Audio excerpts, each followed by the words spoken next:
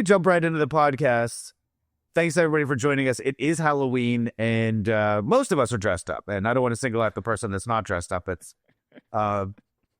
But we have Eliah and Alpha, and you guys are dressed up as your characters from a video game, right? Okay.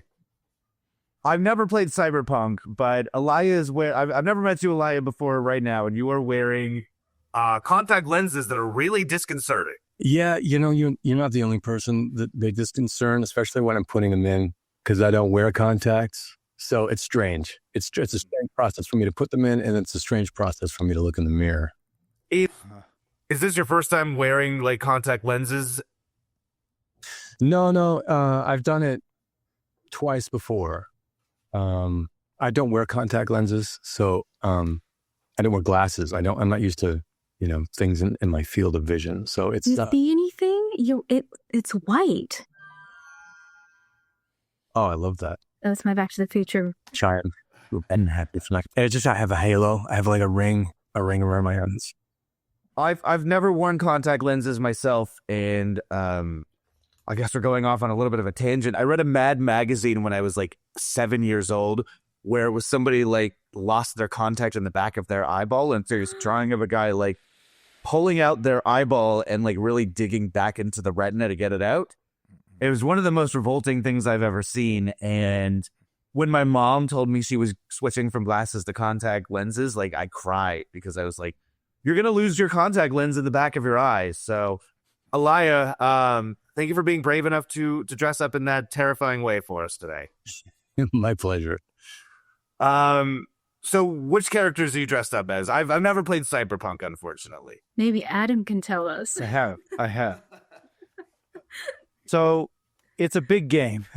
So I have not completed or rolled credits or anything like that, but I've probably played, I don't know, maybe 10 to 15 hours of it. And it's a great game. I love it. Every time I play it, I get excited. I find something new. I get a little overwhelmed by everything that's going on and just how many things you can do.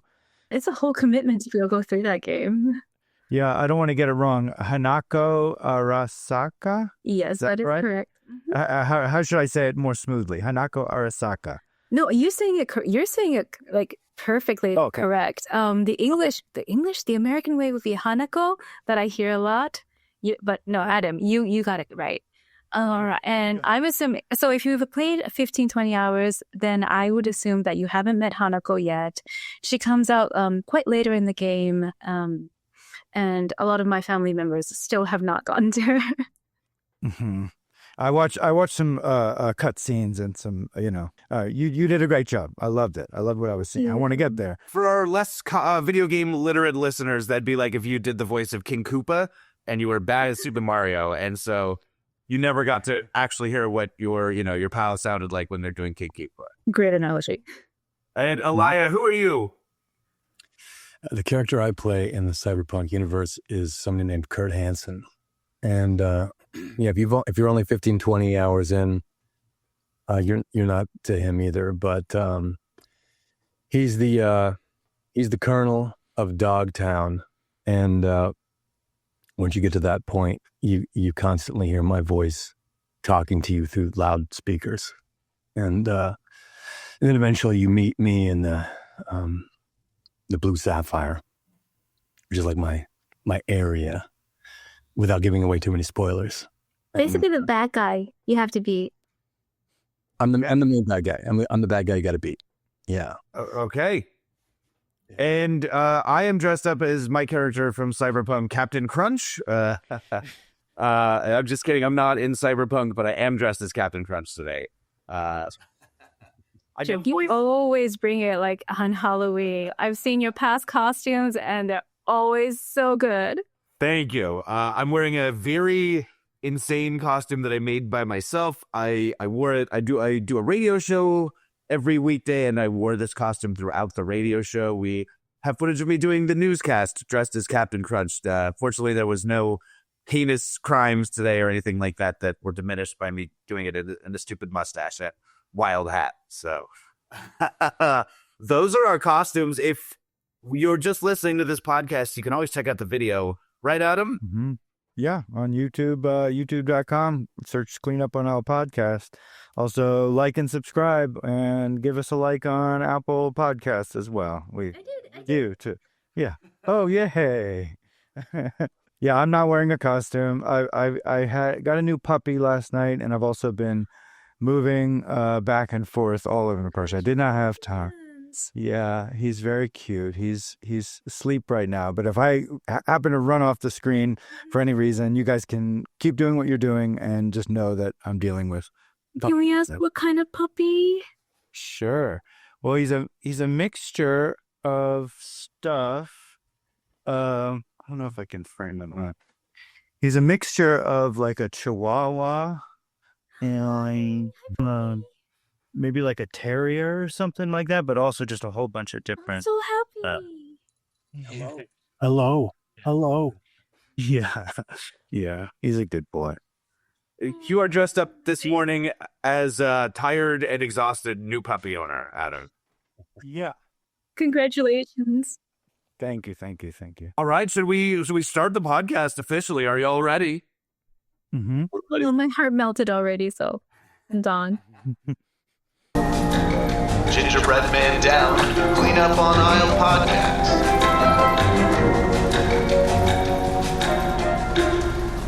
Welcome back to Clean Up on Aisle podcast. I'm your host, Jef Harmatz, joined as always by your other host, Adam Fligsten. This is Clean Up on Aisle podcast. Welcome, Adam. Hello, Jef. How are you doing? Looking good. I look ridiculous, and I just, before we introduce our guests, we've already been talking to. I re-superglued my mustache right before popping onto this call, so it does smell like crazy glue in here, and if I'm acting a little loopy, it's probably fume-related. You didn't super glue it to your face, did you? No. Okay. I superglued it to, like, the backing. It was kind of collapsing on me during my radio show today, so... And today on our show, we are joined by, from Cyberpunk and a bunch of other stuff, Alpha Takahashi and Eliah Mountjoy. Welcome, Alpha. Welcome, Eliah. Thank you. Thank you for having us, Shab, Adam. I also love Marvel Rivals. I play that. Thank you. Yeah, and I know you both. Yeah, it's a great game. Alpha, you are both on Marvel Rivals. Eliah, you're on there as well, right? Mm-hmm. That's right.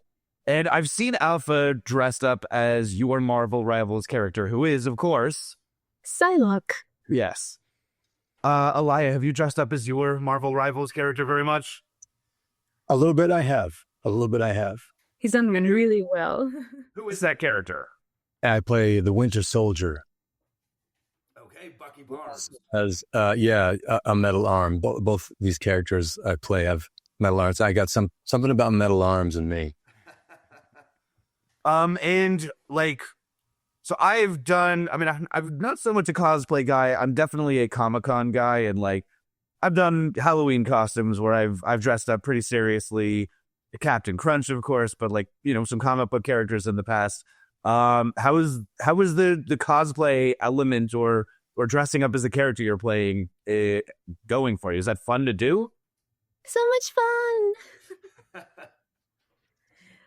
Actually, I think the first con we went to with Marvel, or maybe it was with X-Men, I did make a statement saying, I'm not going to cosplay.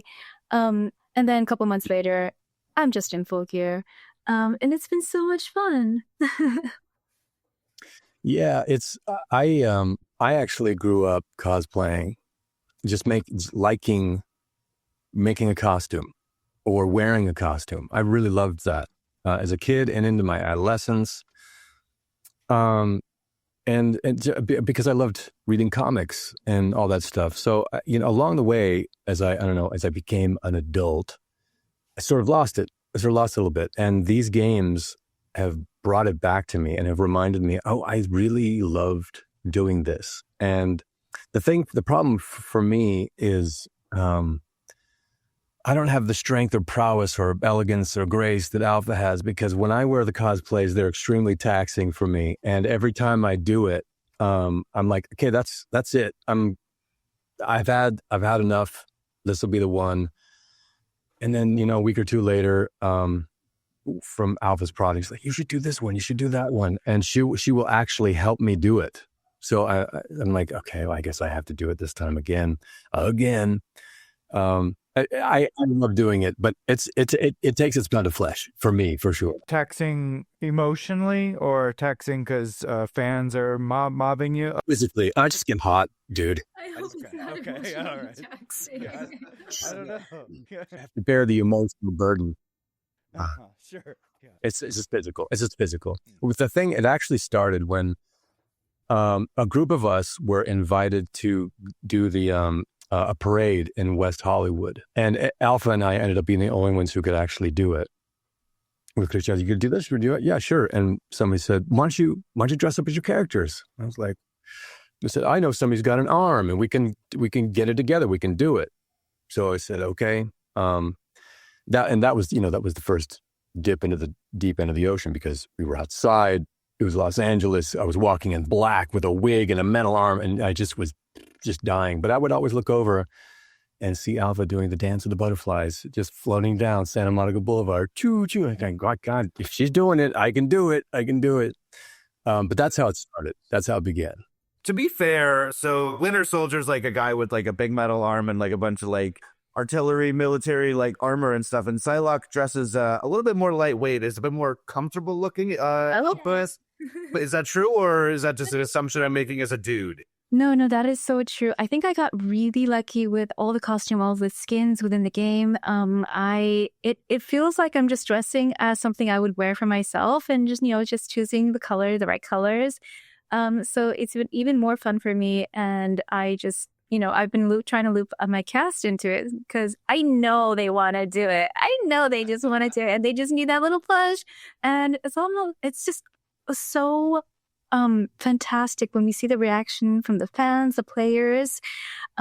These people see Eliah dressed up in his character, Winter Soldier, and they are mesmerized. It's magical. And Eliah, who were you dressing up as a kid? Because like the Winter Soldier didn't exist when you were a kid, and that's some comic book stuff.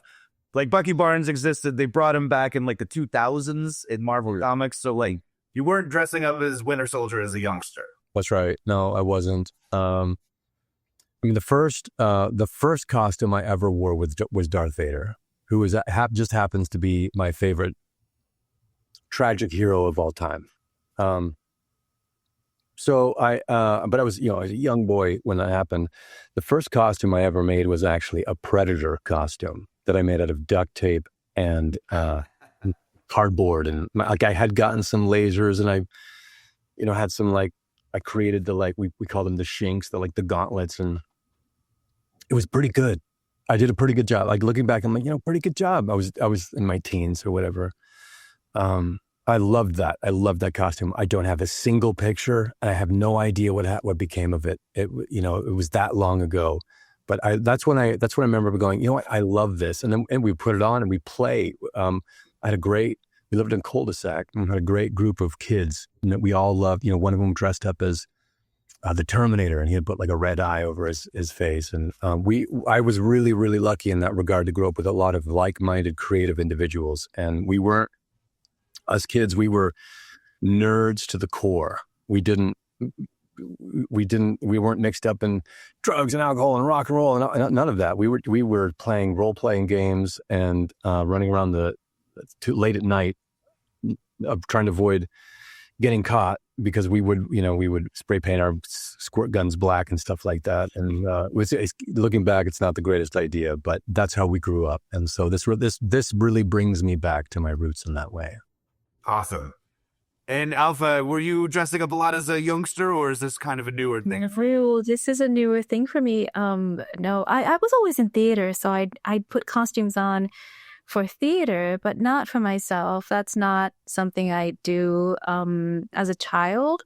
I feel like even now I separate my life very much onto what I do professionally and my personal life and that line. And now that I get to sort of still have that stage theater fun within the video game universe, it's just a little more perk, and happy about it. We also have our wonderful castmate Daniel, who who I just want to mention because he has been dressing up in a silicone suit. And when we went to San Diego Comic-Con, we should see all him drenched within the suit. It's, it looks like you have a 8-pack on your body. Luckily, we don't have to do that. We have our own costumes, and for me, it's based on a kimono design, which I love wearing as myself, and it's been wonderful. So I have nothing but thanks to say to the creators and the fans out there for encouraging us to do this. So I've got some Halloween issues, I guess, and I want to dig into some Halloween topics, unless there's any more video game things we wanted to hit. But ask us grocery questions. Well, we will get to. Oh, don't worry, we will get to all of the grocery store questions. But we're leading into the grocery store stuff. So, like, I live in the high desert. I assume our guests are in. Both of you live in Los Angeles, and Adam just moved to Joshua Tree. Like a few weeks in your new house. Cool. Are y'all expecting trick-or-treaters? I want to hear Adam. I am absolutely not. I'm on a dirt road. I don't even get mail on my actual street. So So the likelihood that a pack of roving kids, braves the desert heat. I can hear your puppy.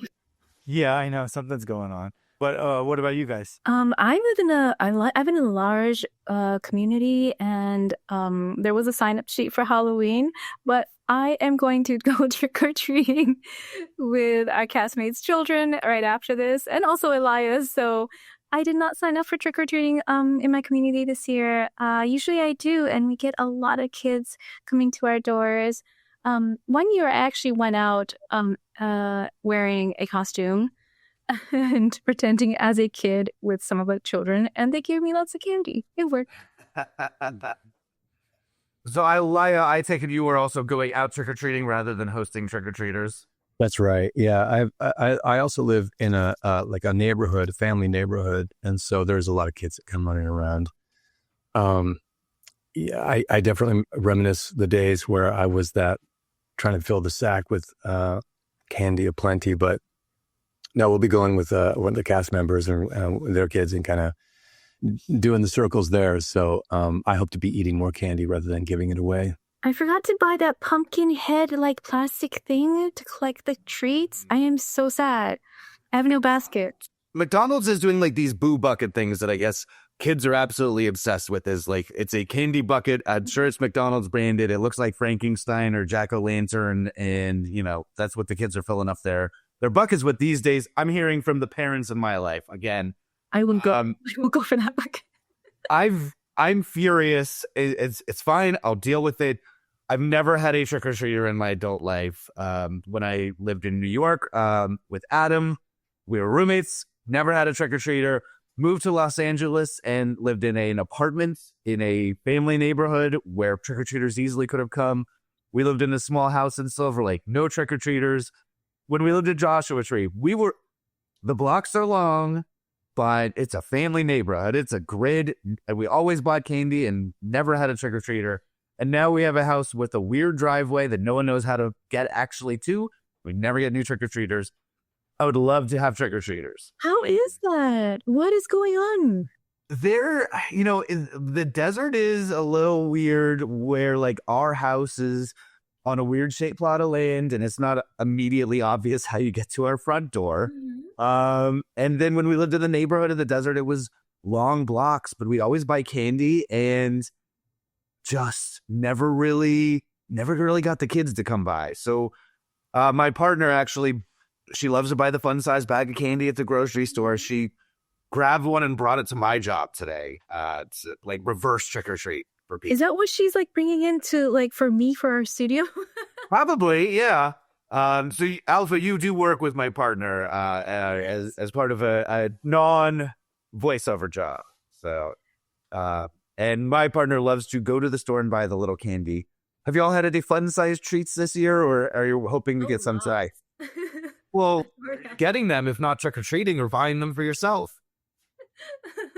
We always get lots and lots of candy for studios at the craps table, which are meant to be given out, but it ends up in my mouth. Me too.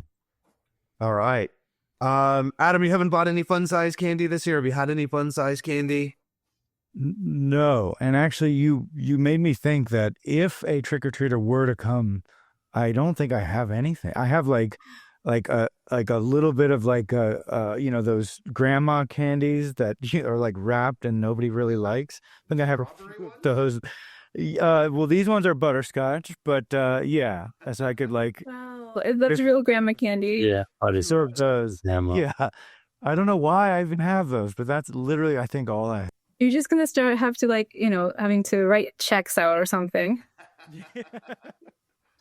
Yeah, I'll give them a couple bucks. I don't know. That's fine. I'm really scratching my head to think what is in our house right now that if like a trick-or-treater came, like my partner keeps like 99 or 98% like dark chocolate bars on hand because she loves that stuff. Like we might like give a kid like probably like $11 candy chocolate bar or whatever like that. If we like, you can't send the kids away empty-handed, you know? So to tie it all back to grocery stores, I will say that some early cosplaying I did way back in the day. A mutual friend of Adam's and mine, Kelly, who I think we've talked about on our show before, got me a apron from the grocery store chain Vaughn's, and somebody like left it at her art studio, and she knows that I'm a big grocery store guy, so she gave me the Vaughn's apron. And when I did my hot dog pop up for many years, I would always wear my Vaughn's apron, and it's a little bit stolen valor. I never worked at a Vaughn's, but I did kind of dress up like a Vaughn's guy. And that is our segue to asking y'all about some grocery store stuff. Eliah, let's start with you. Where did you grow up, and what was your grocery store habits in your early life? Oh man, it's convoluted for me because I primarily grew up in Boulder, Colorado. 303, right? That's right, the 303. Very good. We know a lot of Boulder people, so. Yeah, do you? Yeah, the 303 or the 720. But I mean, I also grew up some other cities too, kind of almost in equal measure. So I had a lot of access to lots of different kinds of grocery stores. Would you go with your mom, or was that something you were like, yo, you stay home, child, and I'll do the shopping? Like, when you really grocery store? Yeah, when we were very young, it was with mom. Yeah. What kind of stores were there? Well, I mean, the one I remember going to is something called King Soopers, and it's basically a Vons or a Safeway, and just a big supermarket. And I've got three brothers. The brother that's close to me, so it was just me and him for a little while before the other brothers came on the scene. The big thing was we would get a treat or a snack for being on our best behavior, because we were rowdy.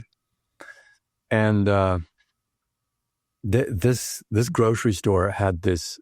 I would always get a chocolate chip cookie. And for those that don't yet know this about me, I am a chocolate chip cookie connoisseur. I love chocolate chip cookies. We can have a whole podcast on that. But I have some chocolate chip cookie info for you after, and we'll remind me back to it. Okay, good. Very good. We'll circle back on that. So I always got the chocolate chip cookie, but my brother, Merlin, for those that follow our streams and stuff like that, he always got this. It was like a strawberry cookie or something. It was a pink cookie with pink chocolate chips. So he always got this pink cookie. It was horrid. It was an abomination. It sounds wonderful. It's pink. How have I not seen it? I think that's probably why he chose it. But who knows what ungodly chemicals went into that to create the color, and then ingesting it as a child. So every time we show up, when I go back home, when we go to a King Soopers, I ask my brother Merlin, say, "You're looking for those pink cookies still, right?" And sometimes he still finds them. It's ridiculous. Are these from like a bakery component of the grocery store? Yeah. Okay. Yeah. But they're not the fresh baked ones. They're like crispy, dry ones. Yeah. And you're still getting those chocolate chip cookies? Not those ones, but different ones. Yeah. All right. Yeah. And I would love to do a little bit of a dive into some chocolate chip cookies. Okay. My partner, there's a restaurant. It's like a hotel that has a restaurant in Palm Springs. It's called Sparrow's Lodge. We stay there for our staycations. They are Michelin recommended, and we were dining there recently. Like, we weren't staying at the hotel. We were just like in the area, and we're like, let's pop into this restaurant. And the servers told us that they basically got their Michelin recommendation for the chocolate chip cookies. Ooh. Wow. You sit down and they say, by the way, do you want a chocolate chip cookie? And if you say yes, then they will put them into the oven. Like, when they bring you your food, they're like, it takes 20 minutes. So it'll be ready after you're done eating, but we're not starting any cookies for you unless you want one. And it's pretty fantastic. We freaked out. We didn't end up ordering them, but the people at the table next to us said, hey, we got an extra cookie if y'all want one. She was supposed to go to this restaurant today. It didn't quite work out. But if you're in the Palm Springs area, check out the Michelin recommended cookie over there at Sparrow's Lodge. I'll go there for the cookie. Just for the cookie. I think you should. Even better, it's like a hotel with like a really small restaurant in the back, and it's 21 and over. So like no children can enjoy this chocolate chip cookie. Excellent. When we stayed there, we did see them turning away a child, and I was like, wow. Awesome. Get that kid out of here. I'm trying to enjoy my vacation. I want a real chocolate chip cookie for a man. Yeah, we should do that with trick-or-treating, Naren. No children. And Alpha, where did you grow up, and what was your early grocery store shopping like? I grew up in Tokyo, Japan, where it is super safe. Children can do everything on their own without adult supervision, which meant that my chore was to go get the groceries from our store, which was probably like 5-minute walking distance. And pretty much everyone in Tokyo, I should say, they live within walking distance from a supermarket, grocery store, and you would go there every day. It's not like maybe not so much in LA, but I think in the suburbs, you would go to a grocery store once a week, buy in bulk, put it in your really big freezer or refrigerator, and then, not go for a week. It doesn't work like that. It's like, okay, what do you want to cook today? We'll go get it and we'll cook it. And that's pretty much it. That was the routine. I'm the same way. I go to the grocery store every single day, always. I'm always at the grocery store. All ready today. Don't worry about it. What was that store look like? Like, was it a big store, the small store that you were going to when you were 5, 6? Like, how young were you? I think at 6 o'clock, 6 years old, I was already going there by myself, probably led by my 4-year-old brother. And was it a big store or like a small store, like specialty stores, like same store every day? Big. It seemed big, but now that I think about it, it was probably pretty small. And also, mind you, the shelves they do not go like 7 feet like in the US. They end at like maybe 4 or 5 feet. So even being a child, like you can shop fully. You can reach up there. They're designed for sending your kids to the store. Yeah, exactly. There is some Japanese show that I watched through the pandemic. Oh, I know. You know what I'm talking about here? I Can Do It or something like that, or it's called I Can, or where they send the little kids. Yes, yeah. They go alone.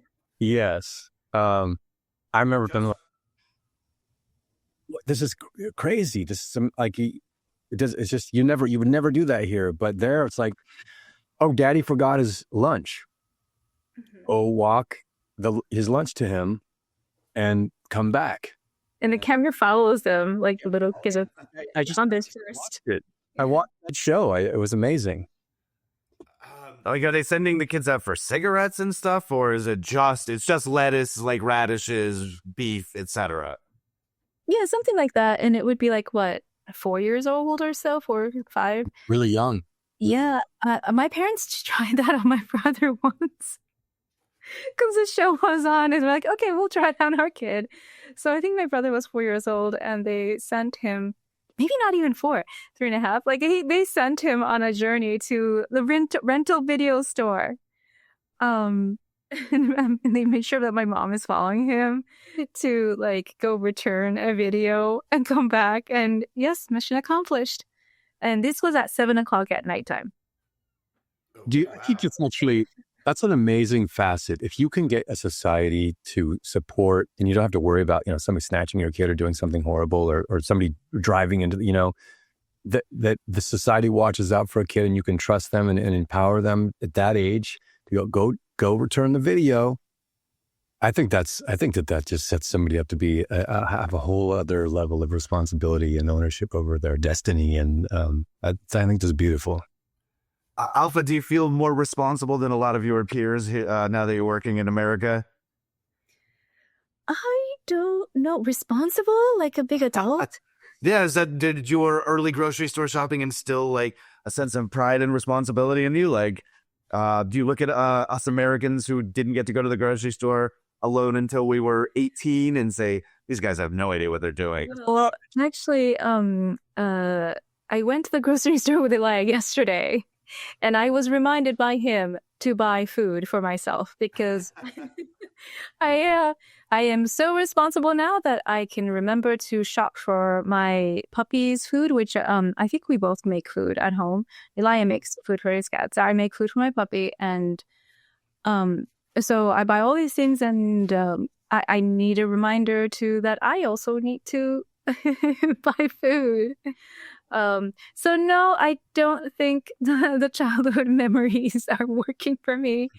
They should. I should make a list for what to buy for myself. Yes, I'll go back. Now, Alpha, you live in Los Angeles now, and have you carried on the childhood grocery store shopping habits of going every single day, or have you you still go every day? Yes, I still go every day because, or that is what I do when I've moved several times, many times in the Los Angeles County, but every single time I've made sure that I can walk to the store, never drive. I always walk to the store, and it can't be just one grocery store. It has to be several. So currently within my walking distance, I have Trader Joe's, Ralph's, and Whole Foods, and also Target.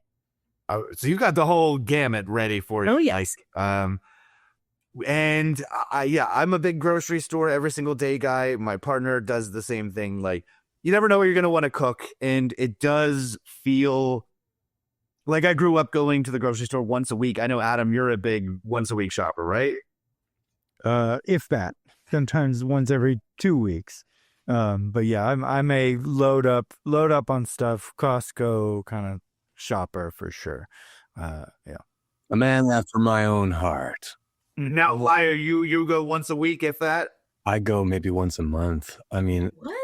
probably what happens is I won't go for weeks, and I'll go to Costco. But I have to get a couple specialty items for the monsters. My cats. I've got 3 cats, and I do batch their food. So like I have to go to Whole Foods to get hearts and livers and stuff like that, or some place that has that. And so what ends up happening is I'll go to 3 or 4 different markets in like the same day, or maybe over a 2 or 3 day period, whatever. I try to squinch that down as much as possible because it takes so much time. I'll be walking through the grocery store going, I'll bet you there's 6 other things I could be doing right now. Yeah, it feels like a black hole of time. Some of our guests, including Jef, seem to treat it like going to the spa or something like that. And I do not have that at all. I'm like, let's get this. I have so many things I could be doing. Let's get it over with, kind of. Have you tried ordering, Adam? Like ordering your groceries? Yeah, I love it. I feel bad. I feel weird about it, just on a few different levels. So I always tip very well, but just ordered some stuff today because I don't want to leave the puppy. So, yeah. Can I ask, which store did you order from locally here in the high desert? You're not going to like it. It's Walmart. But I needed puppy stuff. I needed like leash type stuff, and then I needed food. So where else am I going to get that? I cannot believe that you would trust a Walmart employee to pick the leash for you. Like, what if it doesn't match your dog? Like, you need firsthand experience to know if the leash is a good fit for the dog, right? I'm being silly, but sort of. No, Sunday deserves good leashes. Sunday does have good leashes, but I've been telling this story a little bit lately, and this is completely apropos of nothing, but my dog, little tiny 13-pound terrier, and we were having a dinner party outside, and she chewed through her leash so that she could just go and sit like 5 feet further away from us. Like, she just said, "Hey, fuck y'all. I could get out whenever I want, and I'm here because I want to be here." And I'm just a little beyond your grasp right now. And she chewed through a leash to demonstrate that to us. So pretty fantastic. Wow. I will remember that. I didn't know that was a thing. So, Eliah, when you're like, do you like mark it on your calendar? You're like, okay, this is the day that I absolutely must go shopping, or is it every other Saturday, or like, how do you strategize for such an inexpensive Which is basically this. It's the same thing as laundry for me.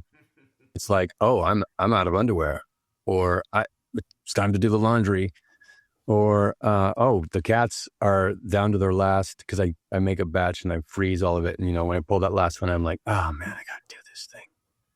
So, or I'm out of food or something like that. So it's out of necessity, which is also a panic button. There's no magic like when you go grocery shopping? There's no magic. It's just, oh, man, I got to go do this now. I actually love Costco. I love the idea. I love their organization. I love the way they treat their employees. I hate shopping there because there's the endless array of people that will just leave their cart in the middle while they're like eating. It's just that people aren't aware of their surroundings and like, oh, we're going to share this aisle. I can eat my snack and pull over to the side. So it just invariably, it's such a torturous experience for me every time. I'm like, Eliah, I'm good for a month. Costco introduced I feel very bougie even talking about this, but they introduced a new perk of the executive membership, which is that you can go an hour early and the store will be mostly empty of people when you go. Oh, wow. I did not know that. I am also an executive member. There you go. Yeah. Oh, Do you get the magazine? That's really good to know. Wait, what is this executive I do not have a Costco membership, so I do not know the Costco verse. What is this special executive membership? Please tell me. It's basically double the price, and you don't get you get some cash back maybe, so you can make your money back theoretically if you buy a lot of stuff. But mostly it's like, I don't know, whatever. It's just to get some little few fancy things. It's like the price of Amazon Prime, essentially. Yeah, I end up, it pays for itself for me. They give you a check or whatever. It's like $100 at the end of it's 3% back or something like that. Maybe two, but it always is enough for me to re-up my my membership. But an hour. They're cutting you checks. Costco's writing you a check. What's going on here? Yeah.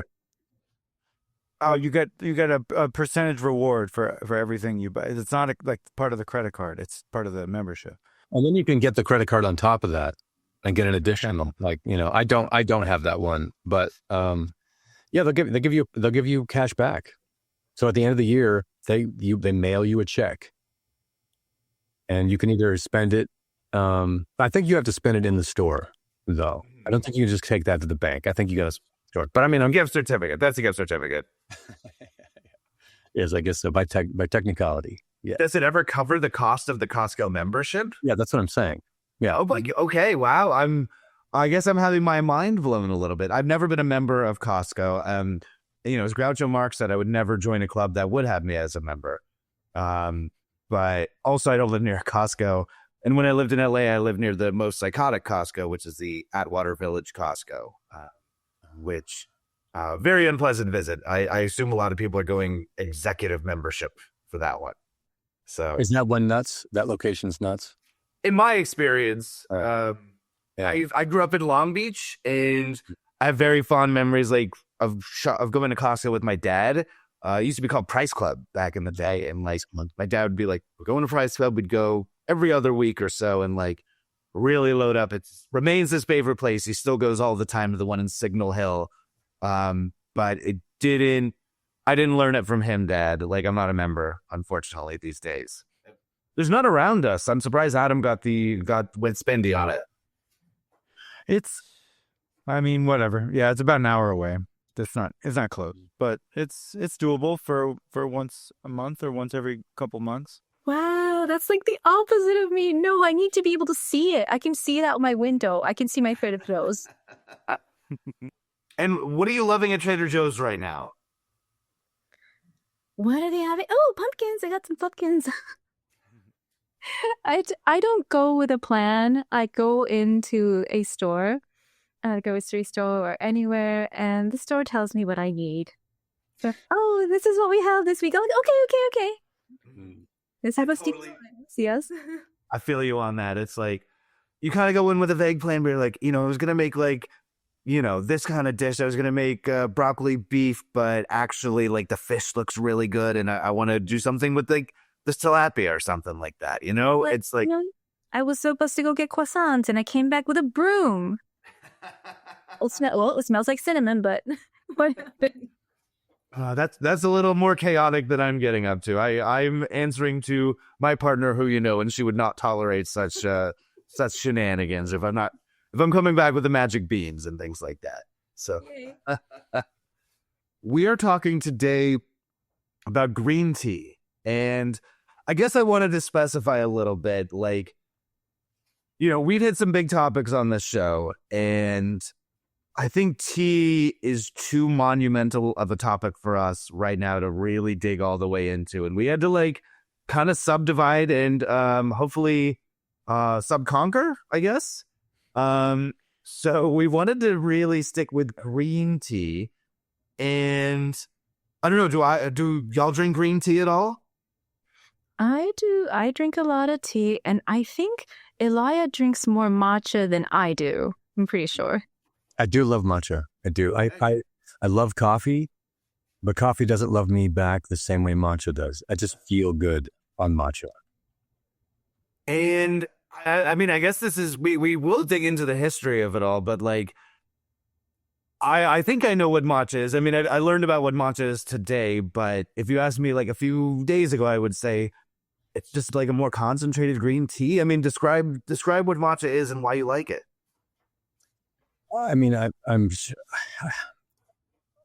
almost loath to answer this question in front of Alpha because I'm butcher this.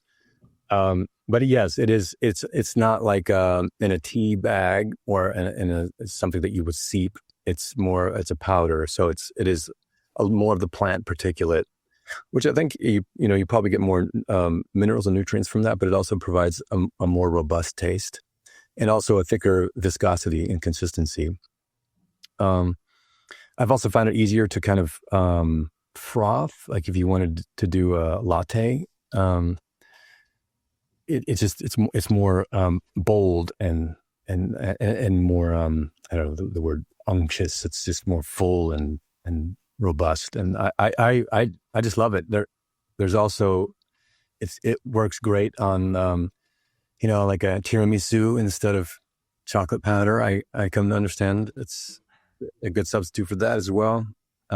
It's great. I prefer it.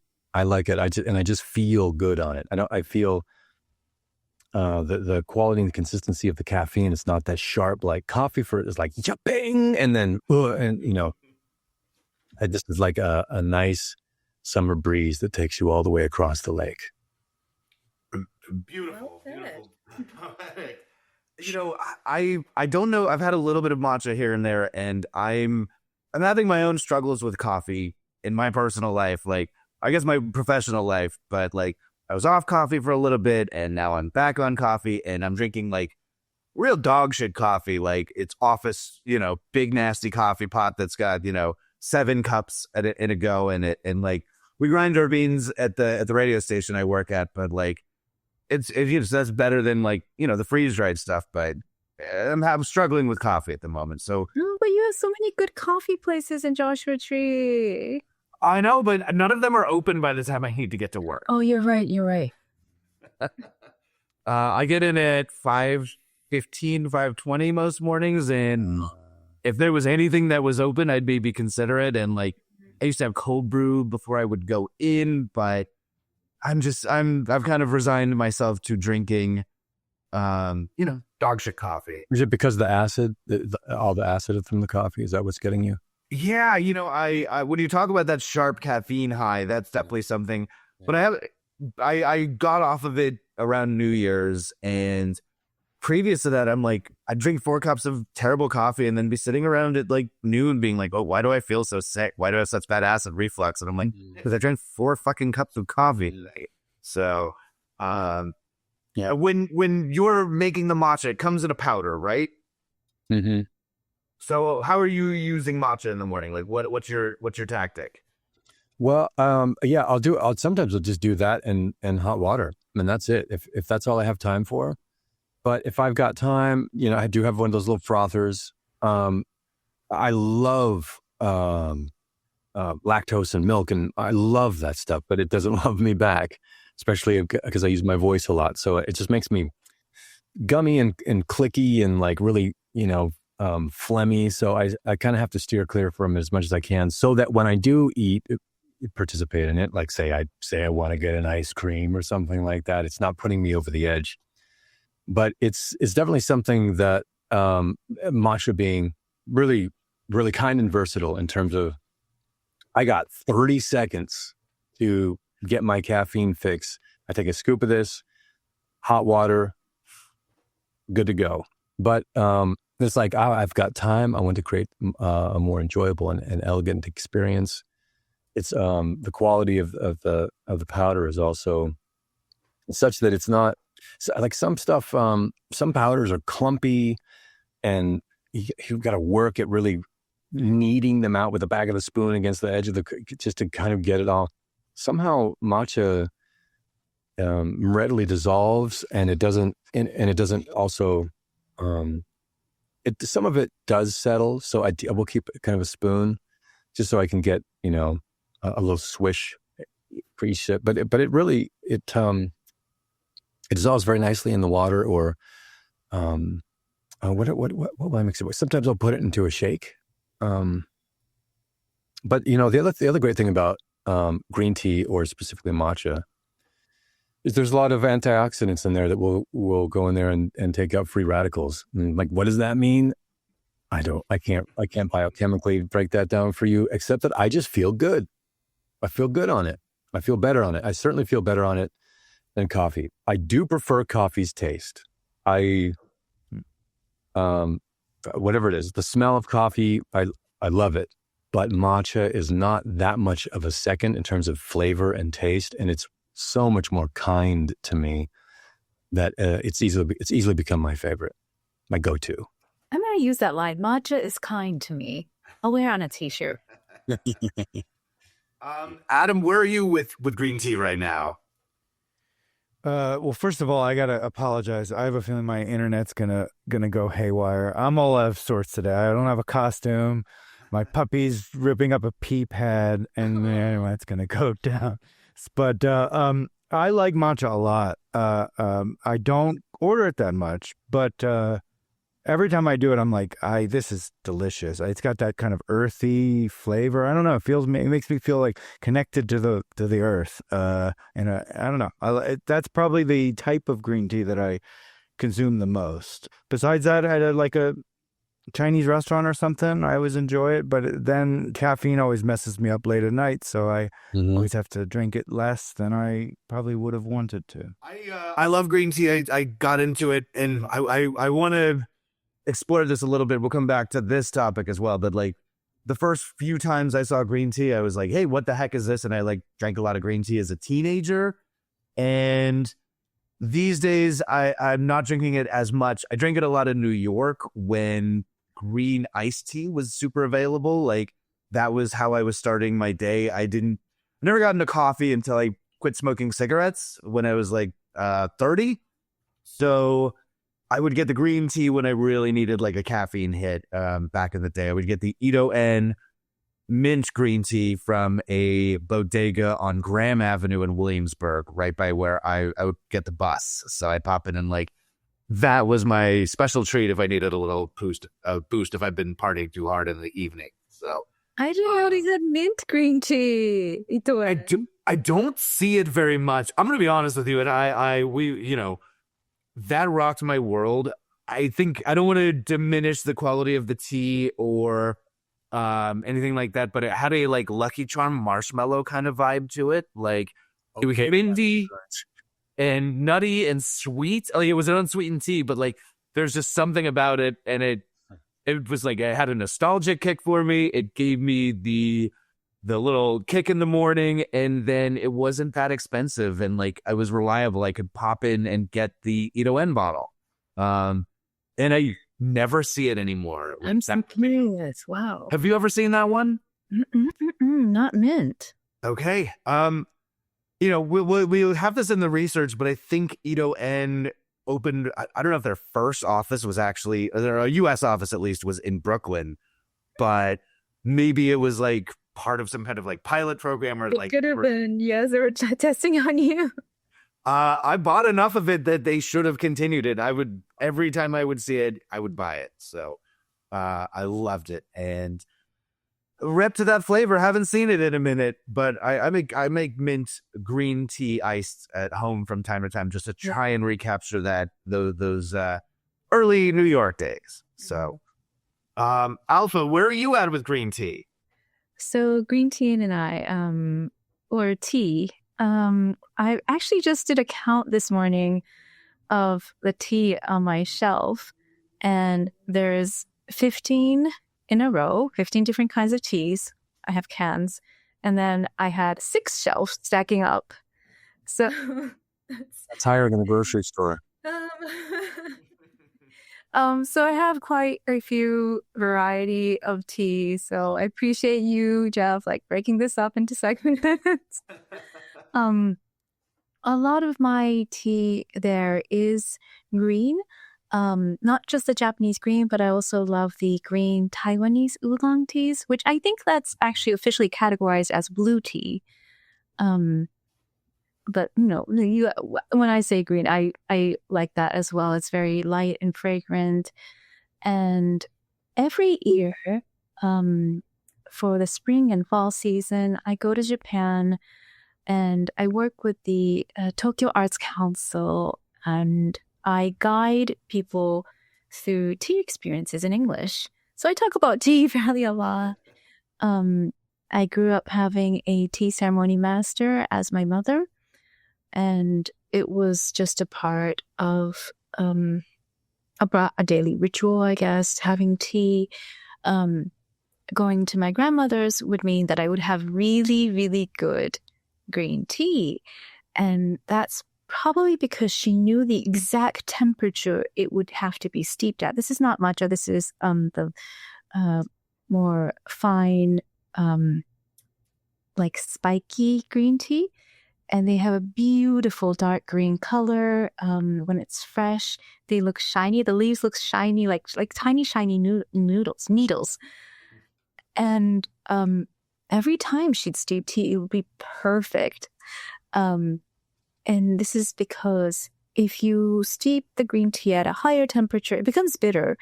And if it's too low, then you're not enjoying the experience. When you're drinking something, it's just like lukewarm. Now later I learned, so that was when I was a child. Later I learned that these companies that make Japanese electronics, and they have specific water boilers with a tea temperature. You can set the exact temperature on the water boiler, so you always have the right temperature for the right tea, and there's like different settings.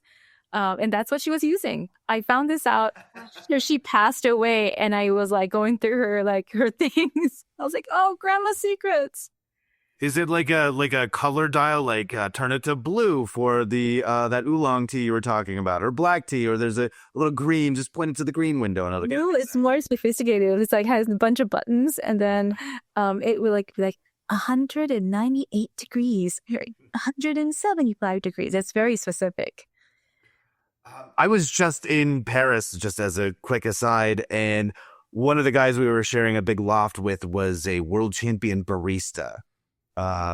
Who he does like a lot of training for Blue Bottle now, and he was the first person that was like telling me very specifically that you need to boil your coffee at this exact temperature and like get the specific kettle that will, you know, turn it to that exact dial. So that's what your grandma was using, something similar to like a gooseneck coffee nerd kind of setup. Pretty much. And I think it also has something to do with the teapot, you know, that little teapot that you put your tea and steep it in. It was a clay pot, always the same one. I think there's some kind of secret to it too, as well. I think in Chinese tea, they do say that the flavor of the tea it steeps into the pot itself. So eventually, over many, many years, like your clay pot and your clay teacups, they have that flavoring of the tea without even putting tea leaves into it. What is a tea ceremony? I'm going to sound like the dumbest possible American, but like, what's that all about? Okay. I can explain it in two different ways. One is that it is a ritual with like 100 billion steps just to make tea. The other is it's in a more California way to say it, it's a mindfulness experience. Tea ceremony, Japanese tea ceremony in particular, is you sit together in a quiet space. There's minimal verbal communication. It's very quiet. And even if you're in a group setting, there's only two people that would speak. Like there's the host who is making the tea, and then there's the guest of honor, and they would represent all of the guests, so nobody else really speaks. And you go through the steps of making the tea in front of your guests instead of like, you know, just steeping it and bringing out like, you know, a teacup and a saucer, which I love. I love afternoon tea. You show your guests the process of what you're doing, and that makes an shared experience, shared moment together that you can enjoy. And some of these steps include like you're going through the motions of cleaning your tea tools that you use, like cleaning your spoon. And that's not something like you would show to your guests. Okay, I'm cleaning my spoon. Mm-hmm. But in a tea ceremony, what that is, it's not the actual motions that you're going through. That is showcasing perhaps you're cleansing your own soul so that I am ready to make you the perfect cup of tea for you to have a moment here and, you know, eventually find enlightenment somehow. So these tea ceremonies that I do or help host in the fall with the Tokyo Arts Council, they're only 25 minutes at a time. And a formal tea setting could be 3-4 hours. So it's very short, but we try to provide a peaceful moment and just guide our guests through tranquility. Because I think that's a word that we don't use very often. What is tranquility? What is mindfulness? What is peace? Finding it within you, and also sharing that together with other people. So that's my little tea spiel. Have you ever found enlightenment in a cup of tea? Always, every morning. I have tea, and I make tea when I'm frustrated or stressed out. It gives me a moment to just sit and focus on the tea, and then I have a sip and say, okay, life is good. Life is good. If I can enjoy this tea, you know, I'm still here. We're all good. I was just about to say, I told you the story about us being in the parade and marching through, and the Winter Soldier was definitely trudging along while Psylocke was flying like a butterfly. And just listening to the process of her describing what that experience is, I do feel a little more enlightened. It sounds like an incredible experience. Well, we're gonna dig into we got the spiritual side of tea, and we're gonna dig into probably the commodified side of green tea right now. I have one quick aside question for our voice actor extraordinaire talent. Before you prepare for a session, are there any tricks, whether it includes tea or honey or lozenges or anything like that help get your voice ready to go?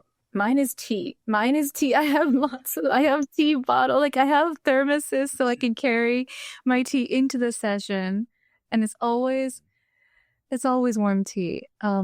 Always light tea on the greener side, not brown tea, whereas like black English tea or the black oolong or pu'er, those are too dark for me during session. I want something that lightens me up when I drink it and opens up my throat.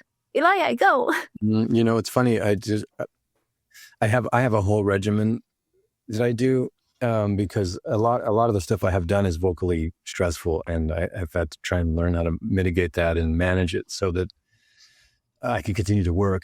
But one of the more recent findings for me is warm water, and which is so much of tea. And but I drink a considerable amount of fluids while I record. So if I'm drinking that much green tea, my pop will top. My top will pop. I'm caffeine sensitive. So if I'm drinking too much, I get jittery, and that's not good for performance. You don't want to be fighting, being skyrocketed while you're trying to give a cool delivery. But I've found that a lot of having warm fluids and something that's been very helpful is Egyptian licorice root. That's very good for the throat. And but just having that process of warming things up, this is maybe the last year for me, which is kind of crazy. Like how did I make it this deep into it without kind of discovering this? But it's been a tremendous way to warm up the voice box and not have to kind of fight yourself as you're delivering lines or efforts or what have you. So it's a big part of it. I find when I'm doing my voice stuff in the morning, it helps to put on an insane yarn mustache and try and yell through it all the time. So that was... I guess it's also good to ingest and huff super glue. I hear is pretty good. Crazy glue, which we don't want to call it that anymore. I do like to joke that the glue has mental illness. We don't call it crazy. That's a bit... It's wild glue. Why? There we go. Yes, wild glue. But so we tried to dig into the big, deep history of green tea, and we are gonna talk about like green tea in America a little bit, and but I have dating back to like 2000 BC. Adam, is that kind of where you're finding your tea origins a little bit? Oh yeah. I mean, it's this type of thing is hard to get a firm documentation on, but yeah, that's pretty much what a lot of people think it is. Mm-hmm. And again, correct me if I'm wrong, because I struggle with taxonomies and things like that. But it is it's Camellia sinensis. I think that's the plants. Yeah. Camellia sinensis. And it is the same type of plant that they make black and oolong teas. Like all teas are derived from the same plant, correct? That's what I've read. Okay. It's just like it's like a newer, younger tea, right? I think, well, it's more about the fermentation process also. Okay. Yeah. It's about oxidization, and how long do they allow it to oxidize, essentially. So black tea is 100% oxidized, and that is what makes it that. Yeah. All right. And it's been, I mean, obviously, yeah. How do we talk about something that's been around for thousands and thousands of years? It's just a part of life, right? Do you have any early history stuff that you wanted to hit, Adam? I mean, I got so deep and just so overwhelmed. There's so many types of teas. There's so many practices. There's so many spiritual practices. There's so many countries and provinces that claim certain things. You could spend your entire life sort of talking about it. So I don't even know where to start, quite frankly. Tea was medicine. Now it's ice cream flavor. The end. I mean, I really appreciate that summary of the thing. And like, I'm really interested in like, the commodification. I mean, we're doing a grocery store podcast, and when we're talking about green tea, we are talking about like, how has it been packaged in the 20th century and 21st centuries? I mean, primarily in America, but I think that's kind of what we want to focus on, and like trying to wrap our heads about such an immense topic. And this is the most immense, even narrowing it down to green tea from tea. Like, it's like, wow, it's a lot going on. I guess to start with its commodification, it has been big in America for on and off, like since America was founded. Like, I have this statistic that 22% of the tea that was thrown overboard at the Boston Tea Party was green tea. Yeah, what a damn waste, right? Don't be alarmed. My mustache is slipping, and I'm going to lose the mustache rather than spend some time tying it up. You could have just kept that and just, either sprayed it white, or it actually looks kind of more like the Captain Crunch. It does. Captain Horatio Magellan Crunch. Yeah, you look like Captain Morgan. I don't know. So I guess what I'm kind of dancing around here is like, I didn't know that green tea existed until like the mid 90s. And I have some research that kind of backs up that maybe that's when it became more commonplace in like American culture in like grocery stores and stuff. So like, I kind of approached a lot of our digging into the topic from that specific perspective. And I did worry that it was my own bias. Like, I'm like, oh, I'm like old enough to be shopping by myself, and I'm spending more time looking at tea. I'm getting more into tea, and like, what's this green tea? So I guess I want to ask Adam and Eliah, like, when did y'all as American boys start realizing that green tea, like, when did you start seeing that on the shelf? Some of the time, like I told you, we moved around a lot as kids, when I was a kid.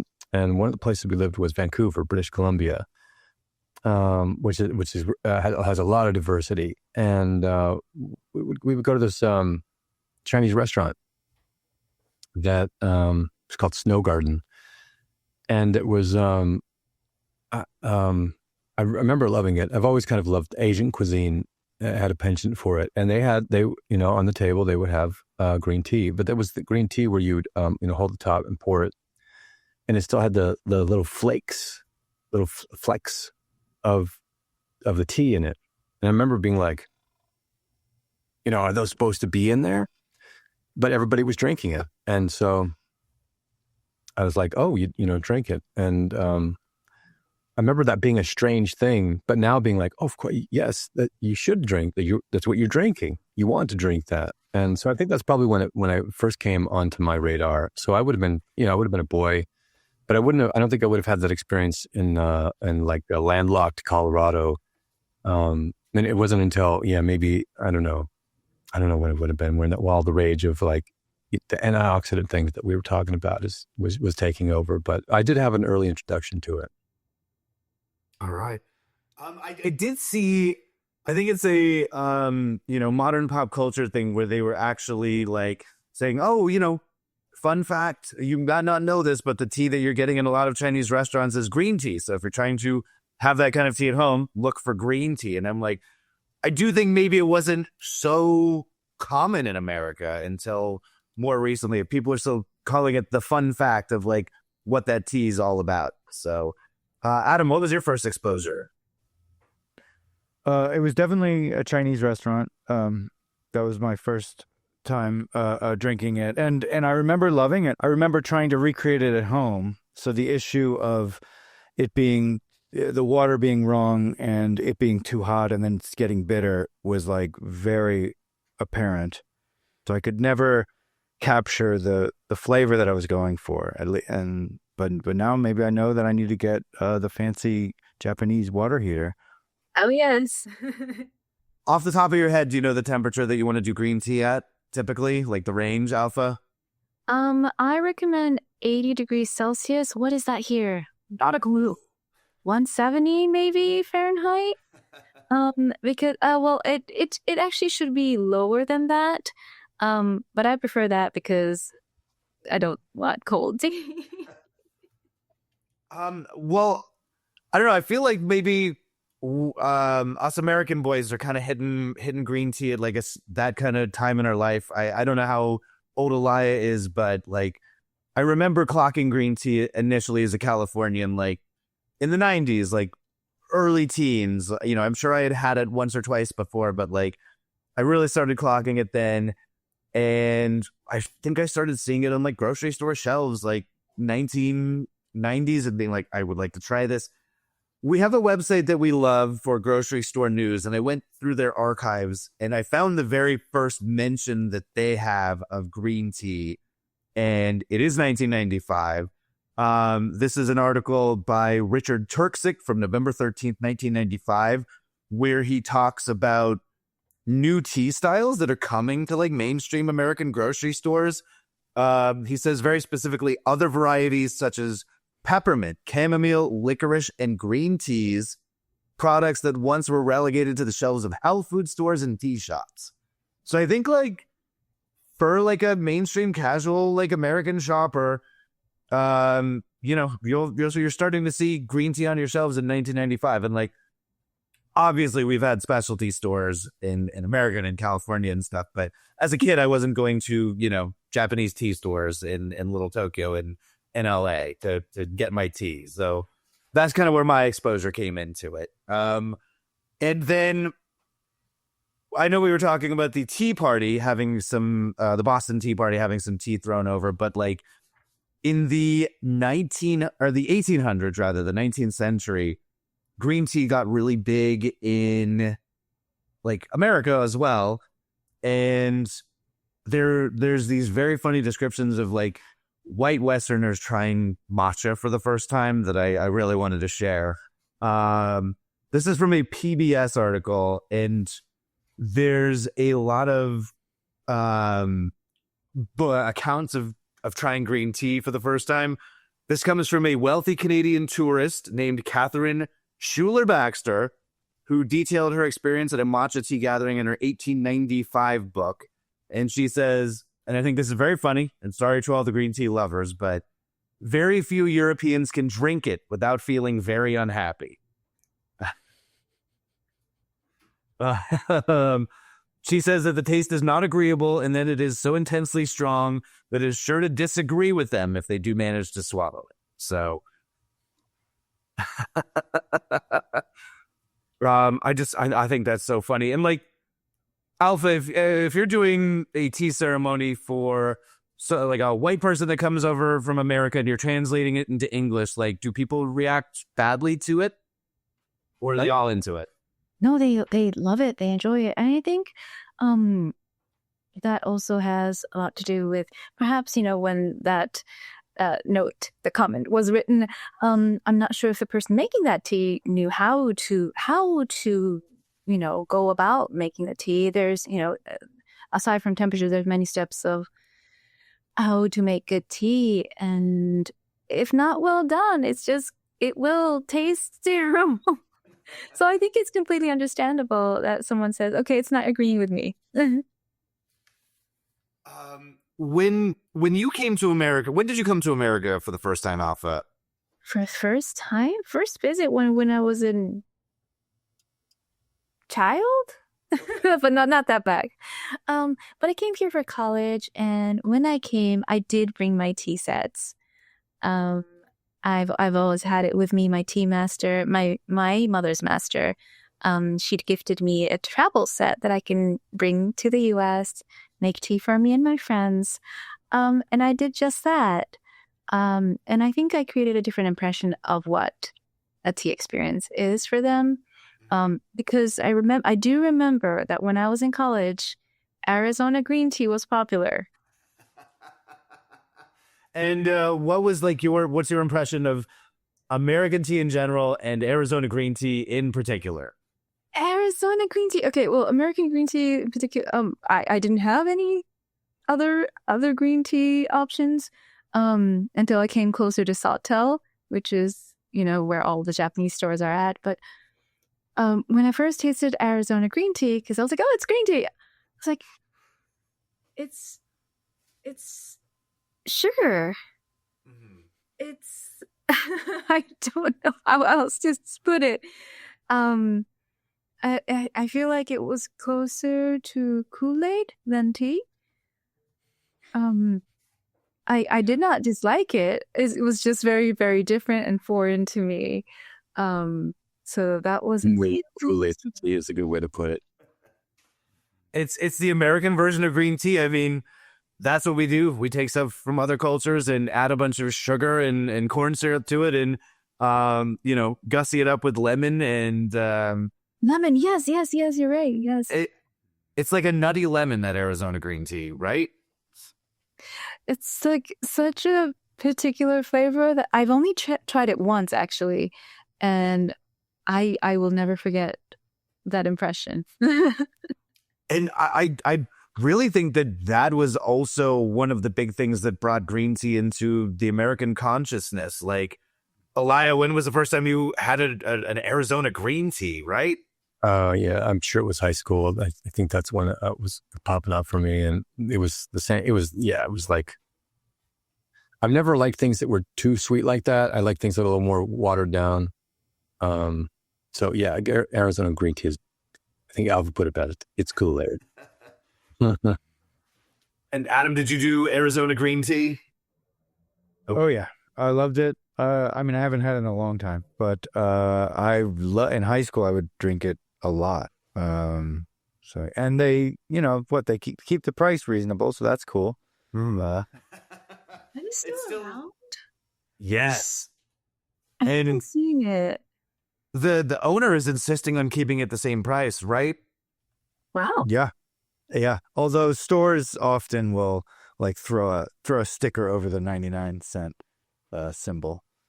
It's definitely not the nicest tea in the world, but that really onboarded people into like, oh, this is like a flavor that I'm not so familiar with, and like it mainstreamed it. It presented it in an accessible American way by loading it up with corn syrup and preservatives and sweeteners and stuff like that.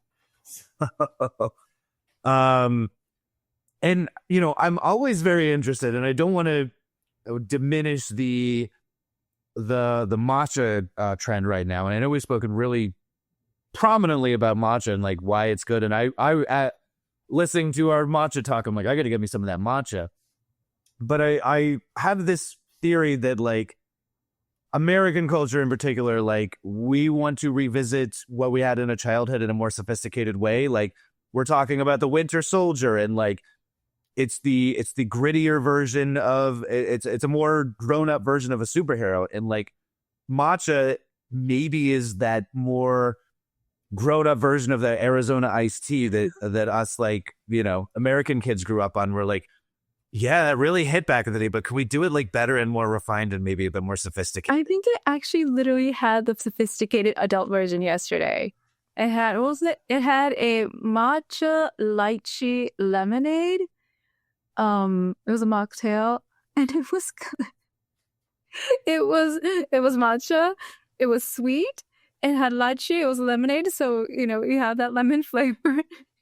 I think it's exactly what you just found, Jef. It's an adult, sophisticated version of Arizona green tea, and I've enjoyed the experience. Where did you get that? Do you want to give him a shout out? It was Jinya Ramen in Culver City. Oh, cool. How was the ramen? Good, very good. All right. I don't get to eat ramen in Japan. I think I have, and I don't eat sushi in Japan either. It's funny. I do all the Japanese things while I'm away from it.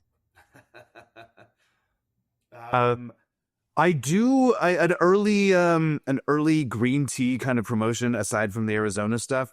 There's an article from Supermarket News that kind of digs into the grocery stores in 1997 were trying to put together like a take-home sushi box to show people how to make sushi. And it came with like a little box of green tea so that people could like try it and say, what's this? What's this? So like that was a way that they were also starting to try and introduce green tea to American palates. So. Wow. Fun facts. Thank you. One thing I want to say about American green tea. So I went on a bunch of supermarket websites to see what green teas they were selling. And I was kind of struck by how much all these companies, these American companies, are treating it, I guess what I would call it like a commodity. You know, the way we treat like olive oil that could be, 8 different countries, or, versus sort of single source, single origin kind of a thing. And all of these companies, these American companies, they advertise their Rainforest Alliance and they advertise sort of the ethicalness of the way it was grown. But there's also no actual information about where it could be Kenya or it could be Indonesia. And I don't know. In a lot of ways, that feels out of step with the way I think consumers are these days, where they want to know the story of what they're drinking. So anyway, yeah. I mean, I popped over to a grocery store on the way home from work today before we recorded. So I do have a full report from our local Stater Brothers as to all the green tea types that they're selling. But the shocking thing to me, and I believe it says it's new, or it says new on the box, but our friends at Lipton, the big tea conglomerate, have finally started to sell green tea.